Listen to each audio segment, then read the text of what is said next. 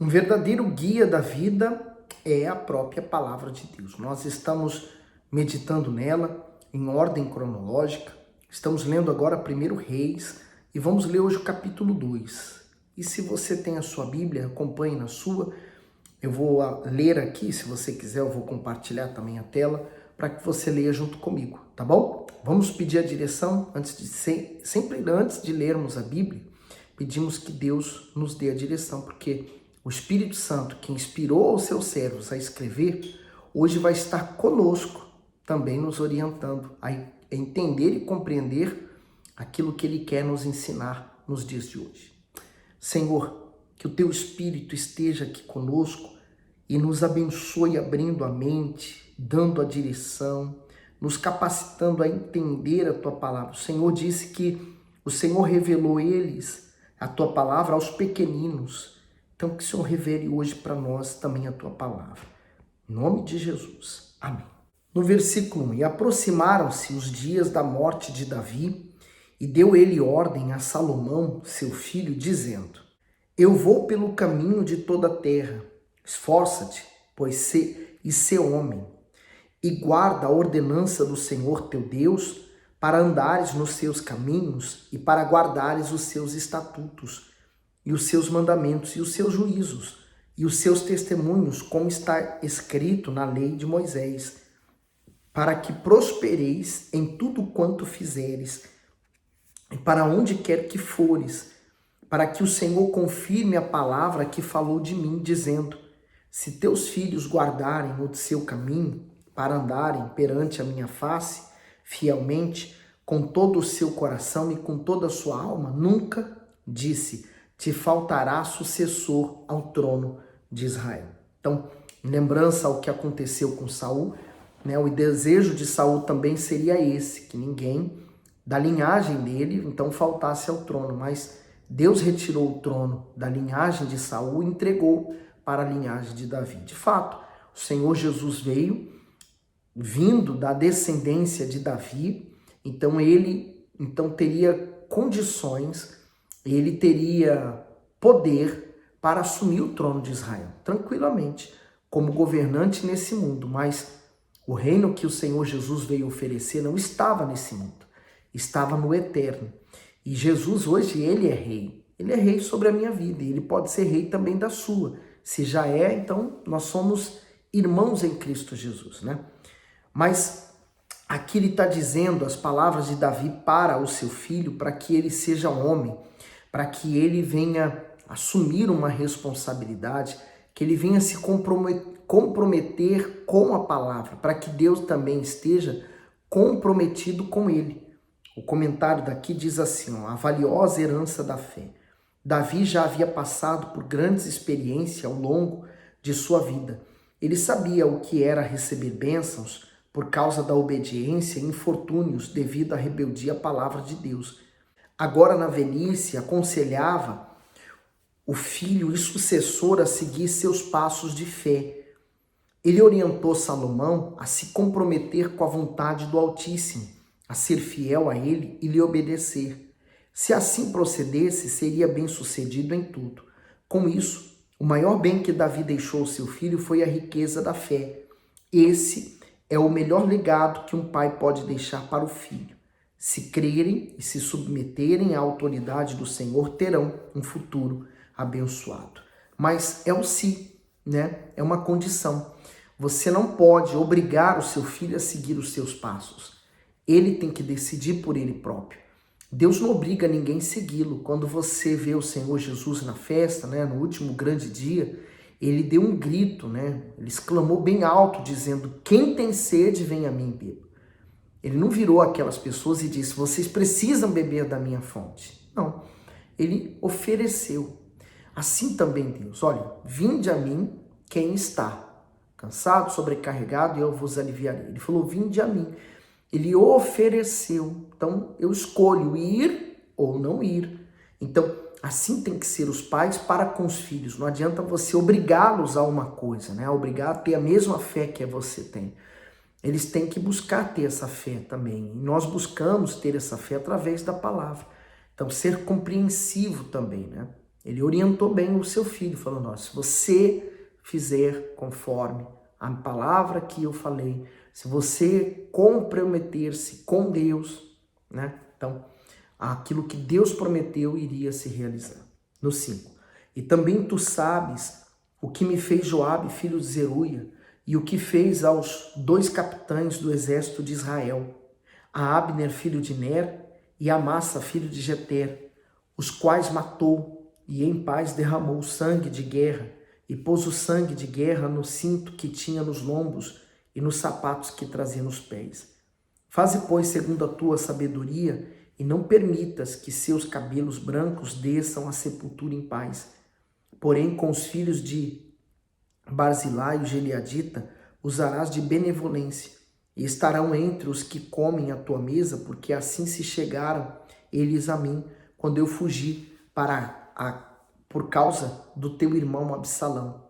E eis que também contigo está Simei, filho de Gera, filho de Benjamim, de Beurim, que me maldisse com maldição atroz no dia em que ia a Manaim.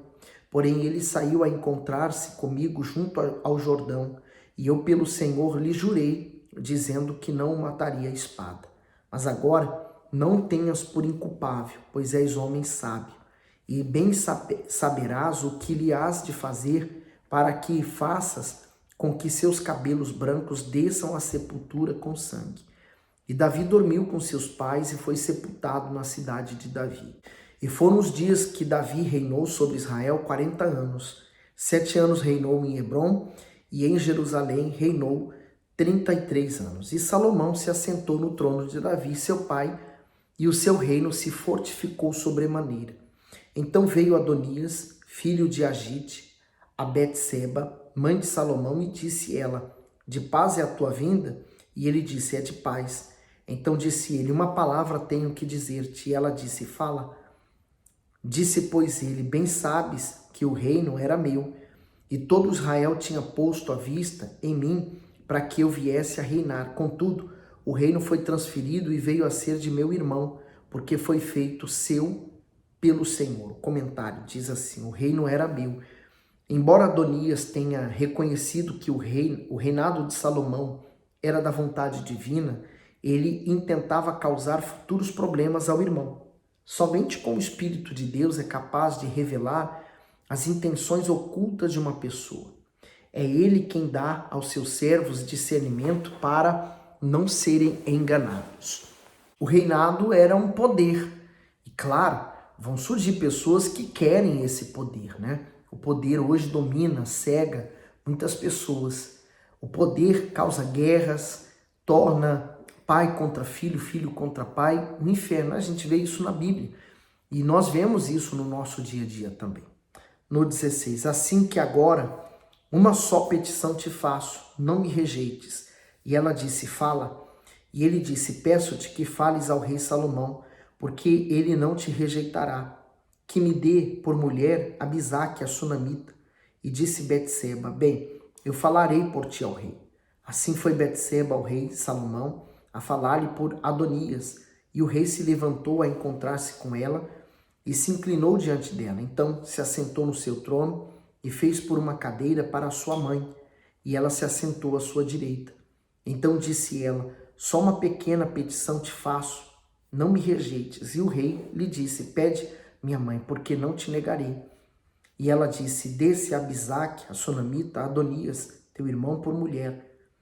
Então respondeu o rei Salomão e disse à sua mãe, e por que pedes a Abisaque, a sunamita, para Adonias? Pede também para ele o reino, porque é meu irmão maior.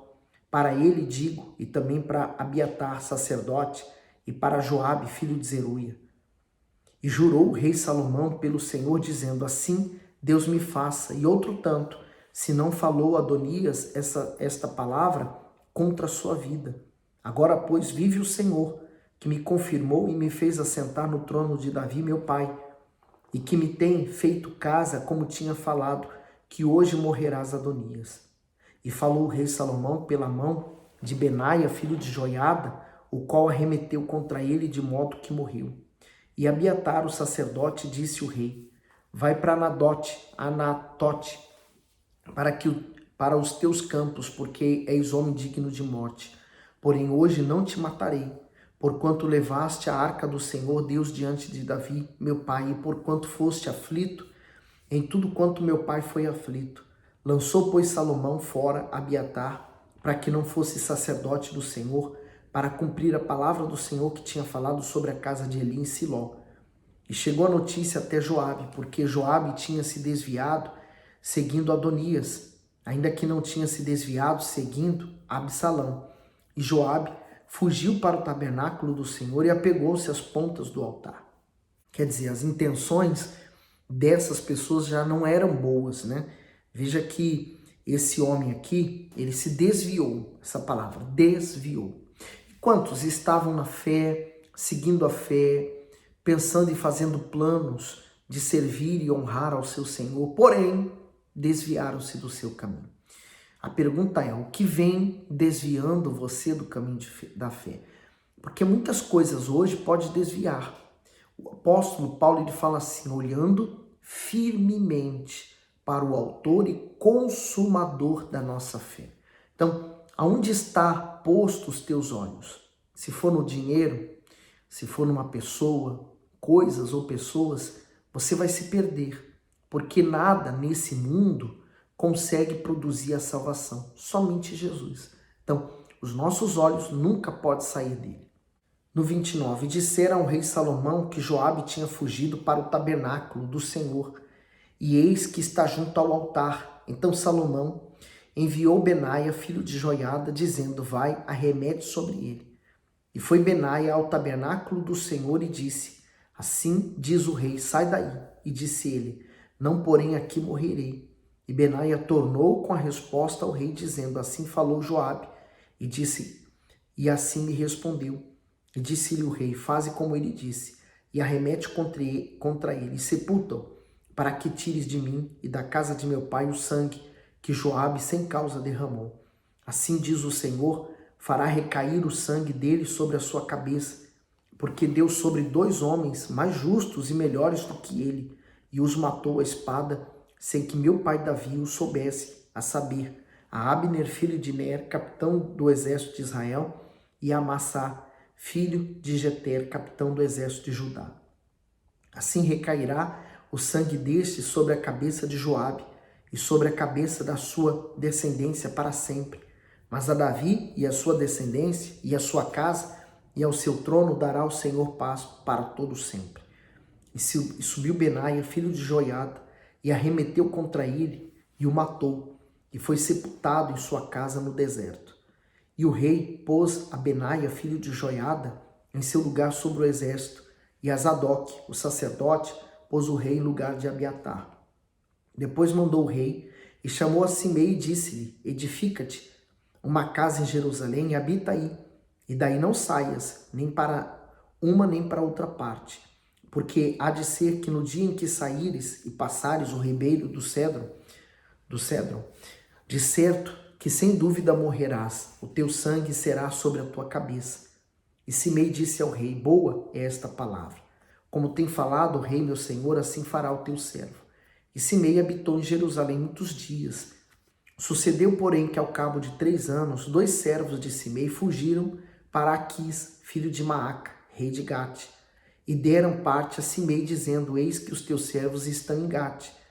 Então Simei se levantou e albardou o seu jumento, e foi a Gate ter com Aquis, em busca dos seus servos. Assim foi Simei e trouxe os seus servos de Gate. E disseram a Salomão como Simei fora de Jerusalém a Gate e já tinha voltado. Então o rei mandou chamar a Simei e disse-lhe, não te conjurei pelo Senhor e prostei-te contra ti, dizendo, no dia em que saíres para uma ou outra parte, sabe de certo que sem dúvida morrerás? E tu me disseste, boa essa palavra que eu vi? Por que, pois, não guardaste o juramento do Senhor, nem a ordem que te dei? Disse mais o rei a Simei, bem sabes tu toda a maldade que o teu coração reconhece que fizeste a Davi, meu pai, pelo que o Senhor fez recair a tua maldade sobre a tua cabeça. Mas o rei Salomão será abençoado, e o trono de Davi será confirmado perante o Senhor para sempre. E o rei mandou a Benaia, filho de Joiada, o qual saiu e arremeteu contra ele, de modo que morreu. Assim foi confirmado o rei na mão de Salomão. Talvez você possa até pensar assim, mas uma injustiça, né? Porque ele só foi buscar os servos que estavam lá, mas havia uma ordem, né? Eu não sei se você já viu na internet, há uns desenhos muito interessantes, né? Há uma cerca e há um homem que fala assim, mas para que essa cerca? Não, eu vou pular essa cerca porque eu acho que eu não deveria estar aqui, ela nem deveria estar aqui. E quando ele vai pular, vem alguém e fala assim, olha, não pule essa cerca porque do outro lado é um abismo e você vai cair. Ele falou, vai cair que nada, essa cerca está errada, que ela nem deveria existir. E quando ele pula, ele cai no abismo. Então, assim é a pessoa que desobedece a palavra de Deus, né? Quando ela deixa de obedecer, ela fica vulnerável, quer dizer, ao ataque do diabo, ao ataque dos nossos pensamentos, ao ataque dessa vida. Quando você obedece, você está seguro, você está se resguardando. Esse foi o maior erro aqui que nós encontramos nessa situação. Agora vamos ler o Salmo 37. Não te indignes por causa dos malfeitores, nem tenhas inveja dos que praticam a iniquidade. O comentário diz assim, não te indignes e nem se indisponha com as pessoas que desobedecem a Deus e aparentemente se dão bem, pois a felicidade delas é por breve tempo. Quantos cristãos caem na tentação de se comparar ou invejar a vida dos incrédulos? No entanto, o foco do justo deve estar na sua própria vida e principalmente na sua salvação. Olha, esse comentário do bispo é tão forte, né? E o princípio desse Salmo 37, porque ele mostra que aqueles que haviam feito coisas no passado, que aparentemente eles ficaram impunes, que não houve justiça, e agora no reinado de Salomão está se fazendo justiça, quer dizer, o pecado às vezes a pessoa comete, fica por isso mesmo, nada aconteceu e pronto, se põe em panos quentes, né? Mas o pecado um dia vai buscar aquela pessoa, mais cedo ou mais tarde. Daí a gente ter a consciência limpa, manter-se bem e não ficarmos ligados ao diabo com coisa alguma. No 2. Porque cedo serão ceifados como a erva e murcharão como a verdura. Confia no Senhor e faz o bem. Habita na terra e verdadeiramente serás alimentado. Deleita-te também no Senhor e te concederá os desejos do teu coração. Entrega o teu caminho ao Senhor, confia nele e ele o fará. Tem uma outra versão da Bíblia que diz assim, agrada-te do Senhor e ele então realizará os desejos do seu coração. Né? O coração é maligno, não esqueça disso. Mas o coração, novo coração, o desejo da pessoa que tem um novo coração é agradar sobretudo a Deus. O Senhor Jesus, por exemplo, ele falou assim, olha, eu estou aqui não para fazer a minha vontade, mas para fazer a vontade do meu Pai. Então, a vontade de um coração novo é fazer a vontade de Deus.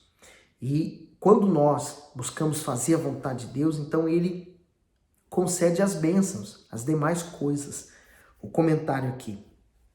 O segredo da felicidade é em 3 verbos: deleitar, entregar e confiar.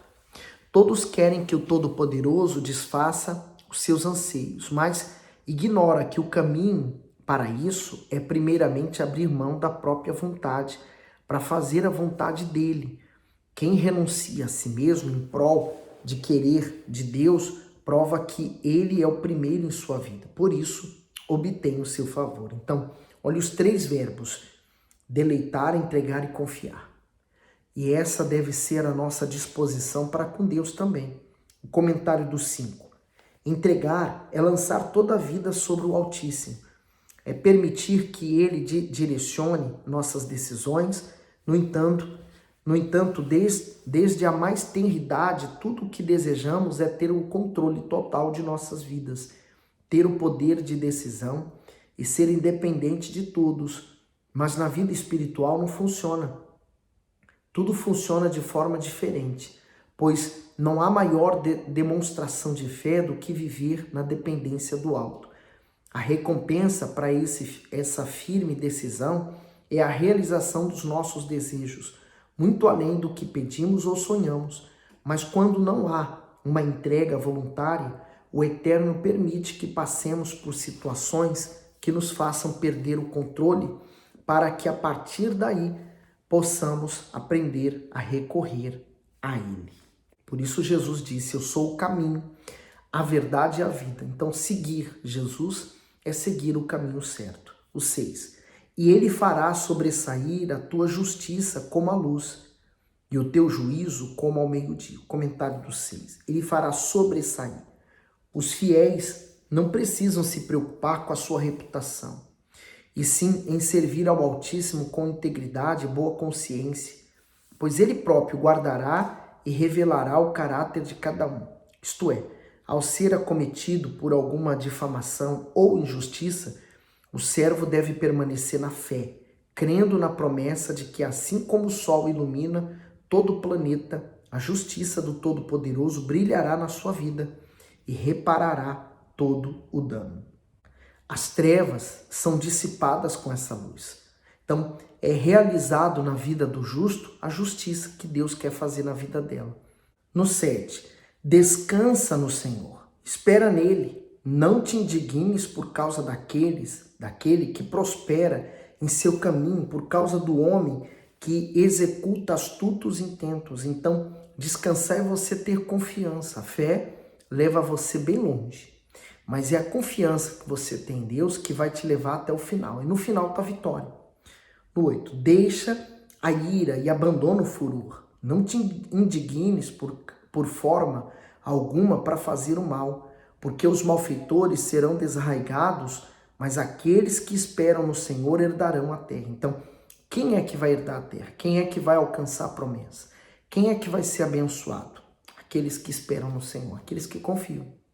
No 10, pois ainda um pouco e o ímpio não existirá. Olharás para o seu lugar e não aparecerá. Mas os mansos herdarão a terra e se deleitarão na abundância de paz. O ímpio maquina contra o justo e contra ele range os dentes. O Senhor se rirá dele, pois vê que vem chegando o seu dia. Os ímpios puxaram da espada e armaram o arco para derrubarem o pobre e necessitado e para matarem os de reta conduta. Então, olha só, o Senhor se rirá dele, pois vê que vem chegando o seu dia. Quer dizer, Deus, ele consegue ver a nosso histórico, né? Desde o nosso nascimento até o final da nossa vida. Nós conseguimos só ver o dia de hoje, mas ele consegue ver tudo. E aqueles que pensam que na sua maldade ninguém está vendo ou nunca vai ser corrigido, cuidado. No 15, porém a sua espada entrará no coração e os seus arcos se quebrarão. Vale mais o pouco que tem o justo do que as riquezas de muitos ímpios.